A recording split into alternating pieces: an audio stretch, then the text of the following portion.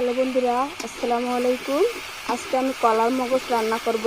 এখানে দিয়েছি আমি শুটকি, মরিচ বাটা, আদা বাটা, রসুন বাটা, পেঁয়াজ বাটা, তারপরে লবণ, হলুদ, তেল, আবার মশলা, একটু পানি দিছি। আমি পানি দিয়ে একটু মশলাগুলো ভালোভাবে কষিয়ে নিচ্ছি। ভালোভাবে কষানোর পরে কলার মগজ আমি বাটা সিদ্ধ করে বেটে রেখেছি।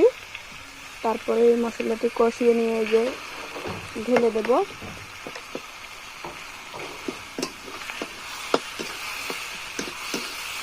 তারপরে ভালোভাবে কষিয়ে নেব, লেগে করে নেব।